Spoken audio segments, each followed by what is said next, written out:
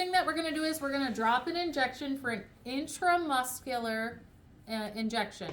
So what I would like you to do is look through what you have on your desk and pull out a needle and a syringe that you would use for an intramuscular injection. Take a look at the back of the packaging and look at the length of the needle, the gauge of the needle, and we're going to be giving 1 ml. So see which one you would use. 1 ml IM injection.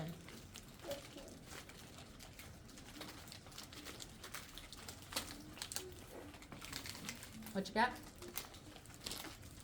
I don't know how to say that. So this one would be 3 ml syringe, a 22 gauge, 1.5 inch needle. So that would be good. Yep, that one would be good. Once you have it, show me. What's it say on the back on that one? Sorry, I don't know which one. 3 milliliters, 22 grams. 22 gauge. Gauge, sorry. That's okay. 1 Or and hypodermic. a half. Perfect. That would be fine. Okay. So that's Same ones? skin. Yep. Awesome. Okay. I don't. Oh, I do have that one. So I have a 3 ml, 22 gauge. 3 ml meaning the actual syringe itself is 3 milliliters in volume. It is a 22 gauge needle. What gauge can we use for intramuscular injections? 18 to 23. Excellent. And this is a 1.5 inch needle. So the needle itself is 1.5 inches. Would that be okay? But why would it matter? Because you're going to pull from your vial first, so then you'd have to change your needle. So we do not always change our needle after we pull medication out. Now some places will, and you're going to follow your protocol for that. I thought you were never supposed to recap a needle. You're never supposed to recap a dirty needle. Yep. You can recap a needle that you just drew up with, but you don't want to recap a dirty needle as in have punctured a patient's skin. Okay. Yep. Now, some places may have their own protocol for you draw up with a different needle than you inject with, and that's okay. You'd follow their protocol. And I can show you guys how that would work too, just so you know how it works. For our class, we're going to draw up and inject with the same needle, but like I said, I can show you the other way too. So we're going to use this needle, and we know that we're going to do, and those of you who used this one, that's okay too, because this one is a 25 gauge, 1 inch, 3 mLs. Now the gauge is a little small. It just means that it would be a little bit more difficult to push the medication in. It is a 1 inch needle though, so the length would be okay. So I'm going to use this one. Now on the back of this one, it does say that this is a retractable needle, meaning there is no external safety on this one, because what you're going to be doing is when you push on the plunger, once you get all the way to the bottom, you're going to push a little harder and the entire needle will retract into the syringe. Now, these ones are specific to this BD Integra. So if you ever see a syringe in a container without the needle on it that says BD Integra, you have to use the special needle, the BD Integra needle, with it so it works properly. Does that make sense? Mm-hmm. Okay. So we're going to do the same process of getting this ready, as in wash my hands.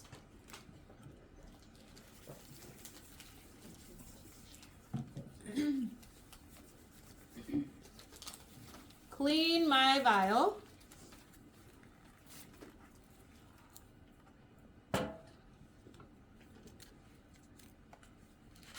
Open my syringe, but it has the needle already attached, so I don't have to attach them. Are we following you or are we waiting? You can wait. Oh, okay. Then I'm going to make sure this is tightened on here, because sometimes in packaging these will loosen up a little. So make sure it's tight. It is. I'm going to pull back to my, how much am I drawing up? 1 ml. So I'm going to pull back to 1 ml. I'm going to take my cap off. I'm going to lay my cap down. I'm going to go ahead and put my needle in. Push my fluid in. Now, don't push too hard. Just push it until it stops at the bottom. If you push too hard, this is going to retract on you, so you don't want to do that. tip up. Oh, and you notice some of it's already going in there. But I have this big bubble at the bottom. I honestly am just gonna push this all back in just to kind of start over. You can do that. It's in a sealed, sterile container between here and the syringe. So if you decide, I can't get that bubble out, I don't know what to do, I've done, I've tried all I can, push it all back in. That's completely okay, and start over. So I'm gonna make sure my needle stays down in my solution, and I'm gonna pull back to 1 ml. Now I have a little bubble at the bottom, so I'm just gonna kind of hold this, and I'm gonna go ahead and I've hit this, my bubble has gone to the top of my syringe, but I still have to push it out all the way through my needle. A lot of people will make that mistake. They hit it, oh, they don't see it anymore because it's way up here, but they didn't push it out through their needle. You still have to push it out through the needle. So I'm gonna go ahead and push up, and oftentimes you can see a little bubble come out. There was the bubble.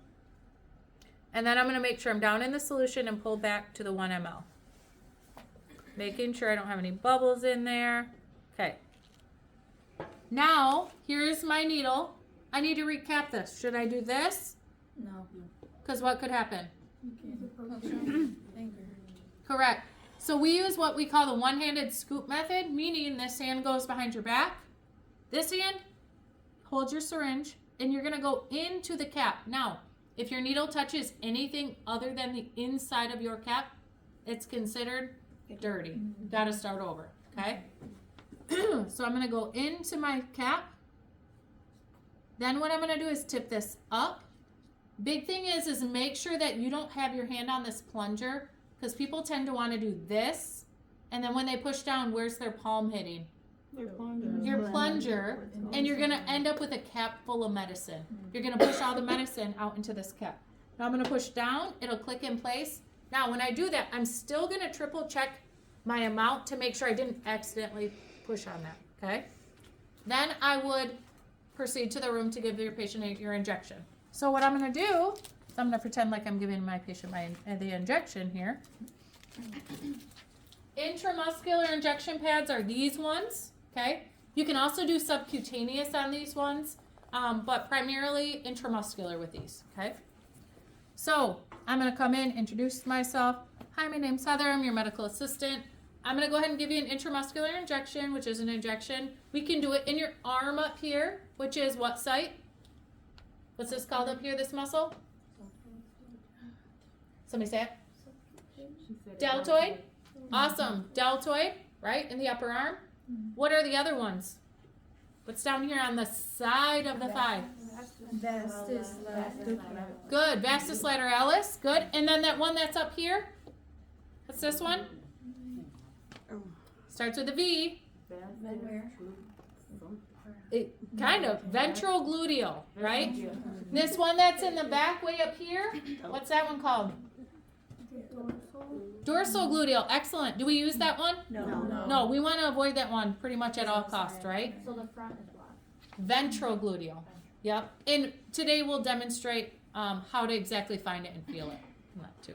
Okay, so I'm going to wash my hands because I've entered into the room. I'm going to talk to the patient about where we're going to do this injection. I'm going to go ahead and put what on my hands? Gloves. Gloves. What do gloves do? Do they protect the patient or me? Me, really? Because does it matter if the patient's blood gets on them? No. Nope. Does it matter if my clean hands touch their skin? Yes.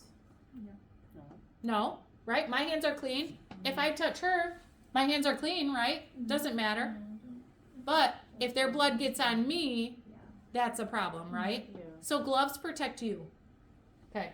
So I'm going to put gloves on.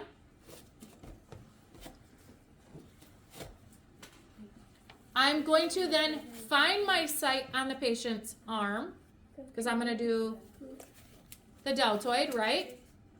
Then I'm going to go ahead and once I find the site, I'm going to clean it with an alcohol swab. Do you guys have a question? What's the front one again? Ventral gluteal. Okay. Yep. So I'm going to clean the site. How do we clean? Inner to outer. Circular motion, right? Start in the middle, work our way out. How far out do we clean? 2 inches, yep. And then we're going to let that dry. Why do we want to let it dry? So it won't sting. No, So it we know won't it's sting, disinfected. but also that's the whole cleaning process is allowing it to dry, right? Okay. A lot of people will do this cleaning and then they'll wipe it off with gauze. Does that really help? No. No. Nope. Let it dry. Okay. It'll be more comfortable for your patient and you're actually cleaning the surface. Now, on these injection pads, because they're like plastic type material, it's going to take forever to dry.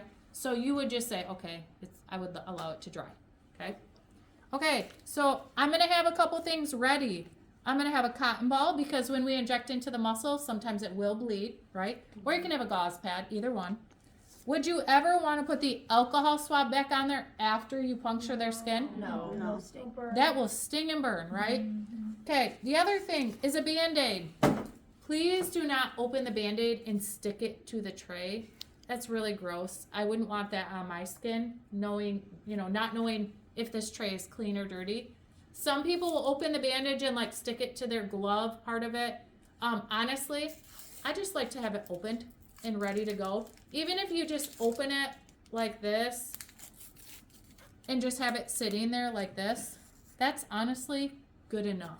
Okay, because you're gonna have the cotton ball there.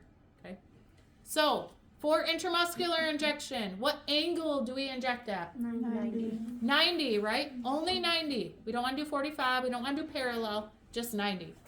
Okay, do we pinch up or hold tight? Like this or down? Somebody said it both, right? You could do either one. Yeah. Whatever is more comfortable for you. So, I'm going to go ahead and open my cap. I'm going to hold my syringe however is comfortable for you. The biggest thing is you shouldn't have to move your hand on this syringe at all, okay? Now, I'm going to change my hand because these plungers are really hard to push because it's the retractable one. And so what I'm going to do is I'm going to hold, I'm going to puncture, push, and honestly, holding it, securing it like this is the best option. So once you hold, say I hold tight, as soon as the needle comes into the skin, you can release your hand because the whole point of holding it tight is that you're creating like a taut surface on the skin so the needle can go through it. If you secure it with this hand, then it moves with the patient if the patient moves. So securing the needle is really important, okay? And so I'm gonna go ahead, I didn't let go. So I pushed the medication in and then I pushed with my thumb. Listen for the click. Did you hear it? Mm-hmm.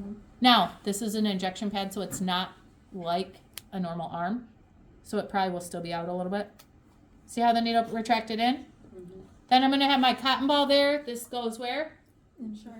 Sharps container, right? Is it gonna be that loud if we did an actual patient with a click? Oh, Yep. Then I would go ahead and check to make sure it's done bleeding, or if it's still bleeding a little bit, that's okay. You just don't want profuse bleeding. And if it was bleeding a lot, hold pressure on it, okay? Put your Band-Aid on and your patient is good to go.